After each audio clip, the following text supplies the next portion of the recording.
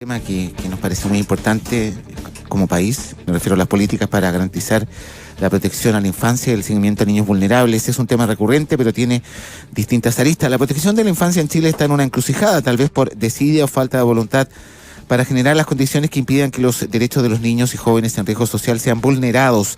La UNICEF advirtió a Chile que no tiene un sistema para dar un seguimiento a niños vulnerables, pero hay instituciones privadas que cuentan con estos mecanismos, mientras que el cruce de datos que hace el Sename con los distintos ministerios no ha dado aparentemente resultados. Marcelo Sánchez, gerente general de la Fundación San Carlos de Maipo, acá con nosotros en el estudio. Marcelo, bienvenido nuevamente, ¿cómo le va? Hola Marcelo, hola Antonio, ¿qué tal? Muy bien. Marcelo, a ver, ¿cómo es este tema del cruce de datos que finalmente el Sename no logra, no logra plasmar e identificar el tema del riesgo de los menores vulnerables? A ver, yo creo que estas dos últimas semanas nos han sido revelados varios temas que son de especial cuidado. Yo agradezco que UNICEF haya puesto de manifiesto este problema. Esto es algo que veníamos conversando y comentando ya desde hace mucho tiempo las organizaciones sociales, porque no obstante que existe un sistema que es el SENAINFO desde el año 2007 en que se han invertido mucha plata tanto para el desarrollo como para la mantención de información desde los niños que entran en una residencia y que entran en todo el sistema de atención de Sename, no solamente los de las residencias, pero la residencia tiene una particular gravedad porque la decisión que toman los jueces en base a ciertos diagnósticos que tienen que ver con aquellas prevalencias o aquellas situaciones de riesgo que enfrentan los niños. Entonces, cuando hace un par de meses la ministra fue a hablar del Plan Protege y habló de los 183 niños, ¿ustedes se acuerdan? Y después aparece el director diciendo, bueno, no, en realidad son 1.334 niños los que están en riesgo.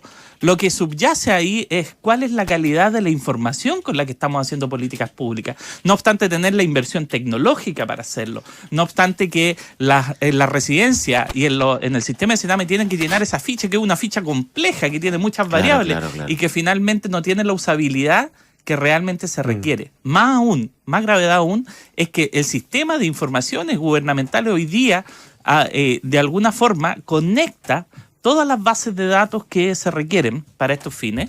Entonces, hoy día existe lo que se llama el registro social, el registro social de transferencia o de subsidio, el RIS, que conecta lo que es Chile Solidario, lo que es Chile Crece, en fin, todo el sistema de transferencias públicas y que debiera dar como resultado que esa información pudiera estar disponible para hacer políticas públicas. Marcelo, yo encuentro muy interesante lo que tú hablas porque hablas de un tema del cual se discute poco, que es justamente la información sobre la cual se toman decisiones muy relevantes. De ahí, por ejemplo, que cuando falló el censo y toda esta cuestión que había con el INE, era tan importante lo que pasaba ahí. Pero yo creo que hay un tema de fondo y quería preguntarte por la experiencia, por tu experiencia profesional y el trabajo que ustedes hacen ahí en la Fundación. ¿Por qué ha costado tanto enfrentar el tema de la violencia vulnerable en Chile? A ver, yo creo que Naciones Unidas nos dice no solo los datos, nos dice que este es un país tremendamente violento, donde pareciera que los niños están siempre en problemas, están abandonados. Antonio, 3 de cada 4 niños han sufrido violencia desde sus padres, violencia física y violencia psicológica. Un 25%, es decir, 1 de cada 4 han sufrido violencia grave. Entonces, estamos en un país que violenta a sus niños. Y más aún, los niños que llegan al Sename son niños que operan en un sistema, en una esfera. El foco del Sename es una esfera psicosocial, pero no da respuesta completa a la situación de vulnerabilidad extrema que llegan, que son vulnerables desde los sistemas de exclusión con que se cuentan. Mira, el Sename tiene que actuar en articulación con educación, con salud mental. O sea, imagínate tú que no hay una atención especializada para niños en salud mental, salvo cuando tú has delinquido. Ahí se dice, mira, si tú eres delincuente que estás sujeto a la 20084 vas a tener acceso a salud, a tratamiento. Pero ¿qué pasa con las niñas? ¿Qué pasa con las mujeres? ¿Qué pasa con los niños menores de 14 años? Los que son declarados inimputables, los que se envían finalmente para la casa. Como un niño de 12 años que entró a robar a un departamento en la zona oriente de Santiago y que ayer claramente fue remitido a un tribunal de familia. Hoy día hay más de 900 niños que sus causas son archivadas y se mandan a la casa. Y que no hay ni siquiera un 10% de cobertura con terapias. Seguimiento. Pero Marcelo, mira, yo he conversado todo este tema con personas vinculadas al sistema de la administración de justicia, fiscales, defensores. No he escuchado una pura, incluso una vez le pregunté a una persona, ¿tú recomendarías, o sea, tú en tu trabajo, ¿qué te pasa cuando solicitas que un niño vaya al Sename? No he escuchado ninguna persona que nos diga que se requiere un cambio profundo. Y te pregunto a ti, por tu experiencia, ¿por qué no se ha hecho? Bueno, mira, llevamos años con esta historia. Fíjate que uno de los desafíos, ¿qué es lo que ha pasado en el resto del mundo? En el resto del mundo, por ejemplo, hoy día las residencias están pero muy reducidas. Los niños pasan en periodo de 3 a 6 meses en una residencia. Se usa para casos extremos y se ha fortalecido el programa de familias de acogida, se ha fortalecido los programas de adopción, etcétera. Las residencias que existen en el resto del mundo son para niños son para 12 o 13 niños. Oye, en el CREA Galvarino, donde murió una chica en febrero de este año, Lisette, hay un promedio de 100 niños. Entonces, y eso es administración directa de Sename. Sí, claro, porque aquí se pone el foco solo en los organismos colaboradores, en los privados. Por Dios, ¿qué es lo que se ha hecho en Galvarino desde que murió Lisette?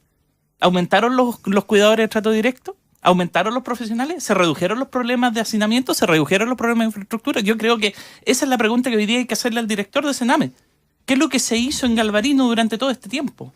Entonces, entiendo que poco o nada. Entonces, yo quisiera que hiciéramos la pega y que le preguntáramos y obtuviéramos resultados a ver si realmente hemos logrado dar cuenta de la situación de riesgo en que estamos. Cuando escuchamos ayer esas 3 medidas que presenta Sename, por Dios, que uno recuerda el chiste de Onoto, del sofá de Onoto. Sí, no tiene nada que ver con lo que realmente hoy día se necesita. Necesitamos salud mental para los niños, necesitamos atención psiquiátrica. Hay un porcentaje importante de niños que están en riesgo grave de situaciones de salud mental, que no pueden acceder ni siquiera al sistema público. Necesitamos programas de reunificación familiar, que se trabaje con las familias. Los niños reparan sus graves vulneraciones de derechos en la medida que sus familias de origen también las reparan y que no los vuelven a vulnerar. Y no se hace intervención con familias. Necesitamos también abogados que estén trabajando al interior de las residencias y que apuren los procesos judiciales para que los niños no se eternicen. Estamos conversando con Marcelo Sánchez, gerente general de la Fundación San Carlos de Maipo. Marcelo, tomando en cuenta lo que están conversando y este tema, esta falencia de reunir datos, de reunir información sobre estos menores, ¿cómo se perjudica la vida de ellos?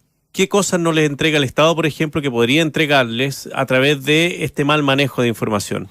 O sea, el mal manejo de información no te permite determinar bien las características y las necesidades y los requerimientos específicos que hay sobre la atención terapéutica de un niño. O sea, partiendo de esa base. O sea, partiendo de la base de no ser preciso en cuál es la causal de inhabilidad sobre la cual los papás, por ejemplo, no pueden hacerse cargo del niño. Entonces, no intervenir socialmente. Hay muchos niños que están en centros y en residencias que están ahí por razones económicas, por razones sociales, por pobreza. Y que en la práctica se podría perfectamente trabajar con el Ministerio de Desarrollo Social, con los municipios, para habilitar esa familia socialmente para que esos niños estuvieran con su familia. El formato familias de acogida tiene que ser potenciado, tiene que ser trabajado, se tiene que conocer las redes de los niños, se tiene que trabajar también las posibilidades de que haya más familias que estén dispuestas a acoger niños durante un periodo de tiempo, pero también se tiene que agilizar la ley de adopciones, se tiene que saber cuándo un niño es susceptible de ser adoptado y se tiene que saber de manera oportuna. No pueden pasar 3 años, 4 años, porque finalmente ese niño no tiene ninguna posibilidad de ser adoptado. Entonces, cuando tú no cuentas con buena información, con información precisa, no te das cuenta de los problemas que existen en el entorno de ese niño, las causales de exclusión social que están presentes, y tampoco puedes ver las posibilidades y factores protectores que permitirían que ese niño tuviera un desarrollo positivo. Ese es el daño que estamos haciéndole a Chile con mala información, sin contar con información, navegando a oscuras, definiendo programas que no tienen evidencia, que no tienen resultados, porque no conocemos el contexto real de los niños que están. Nosotros mismos hemos hecho propuestas para la reunificación familiar, para la desinternación, y venimos a ver hoy día una realidad que es totalmente distinta a la que te dan los sistemas del Senainfo, los que están los sistemas de registro público, donde te dicen, mira, en realidad la información que tenemos no sabemos si es buena o mala. En realidad no hace falta un diagnóstico psiquiátrico, pero lo hemos hecho con las duplas psicosociales. Entonces, nos hace falta objetivizar. Mira, la ministra dio cuenta de 183 casos que habían pasado por psiquiatra. Mira, los 1.330 y tantos tienen en algún momento que pasar por psiquiatra y ahí vamos a saber si son graves o no. Pero hombre, si estamos en una situación de riesgo inminente con a lo menos esos 1.334 niños. No hay competencia, entonces, estamos conversando, ustedes escuchan a Marcelo Sánchez, el gerente general de la Fundación San Carlos de Maipo. A ver, entonces hay desidia que hay incompetencia técnica, hay falta de compromiso, no hay plata, ¿qué pasa? Yo creo que hay varios elementos. El primero, la voluntad política. Tú sabes de que el año pasado, el 2015, de los 16 programas que evaluó la DIPRES, de si eran buenos o eran malos programas, 16, solamente del contexto, una muestra. De esos 16, 11 programas salieron rechazados. Esos 11 programas le costaron al país $600 millones. Construir un nuevo Sename cuesta $600 millones. Desinternar a los niños anualmente cuesta $100 a $150 millones. Es decir, un cuarto de la cifra que se votó el año 2015 con programas mal evaluados. Por lo tanto, problema de plata no hay. Eso es falso. ¿Eso es solamente cruce de información o es desprolijidad de la autoridad a cargo del Sename y del Ministerio de Justicia? A ver, lo primero es que vamos despejando dudas. El problema de plata no es. Problema de plata significa, en definitiva, que no hubieran recursos. Los recursos están, pero se usan inadecuadamente. No se están usando en aquellos programas que realmente sirven. Entonces, el primer elemento, los recursos hay. Segundo, por la vía administrativa, ¿podríamos hacer algo? Pero por supuesto. Por supuesto, y no solamente referido a mejorar las condiciones de infraestructura, que es básicamente la apuesta que ha hecho Sename, mejorar ciertas condiciones de infraestructura.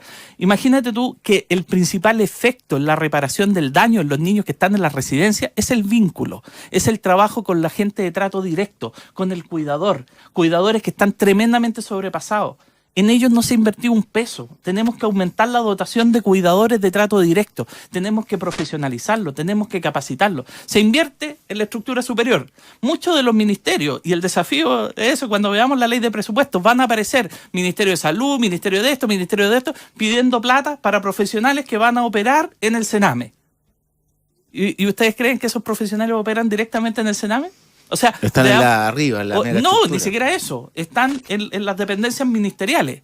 Entonces, y esa información que es tan relevante de ver cómo se ha usado la plata que los otros ministerios dicen que van a usar en articulación de Sename es tremendamente relevante para darse cuenta también por qué se genera un déficit crónico de profesionales que atienden en Sename. O sea, acá falta voluntad política, acá hay un chivo expiatorio de la realidad de los niños, que es precisamente Sename. Si Sename no se puede hacer cargo de una realidad tremendamente compleja, si no es en articulación con los otros ministerios, con educación, con vivienda, con salud, que cuando ellos incorporan en esas glosas las platas de Sename, es súper importante tener un buen control presupuestario de que esas platas realmente se están utilizando para la articulación de Sename. Yo creo que ese es un desafío importante hoy día, que va a ser la discusión de presupuesto en unos meses más, y que hoy día se está elaborando el presupuesto exploratorio. Seguir la glosa que tienen precisamente los servicios en relación con articulación de Sename.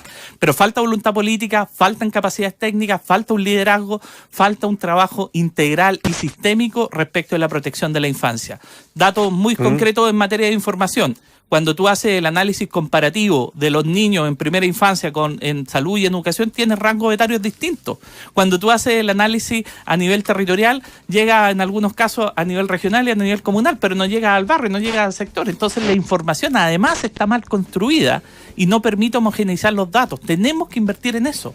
¿Para qué? Para desarrollar políticas públicas eficientes, comprobadas, que estén dando resultados reales y que tengan un seguimiento efectivo. Y que la Contraloría se ponga las pilas en esto y empiece a pesquisar que cada peso que tiene esa imputación relacionada con Sename se invierta en Sename y no en otras cosas. Bueno, muy interesante escucharte, desafiante también, Marcelo, que esté muy bien. Muchas gracias por venir. Muchas gracias a ustedes. Marcelo Sánchez, el gerente general de la Fundación San Carlos de Maipo, nos estaba contando respecto a su mirada sobre las políticas para garantizar la protección a la infancia y el seguimiento de niños vulnerables. Bueno, en el inmóvil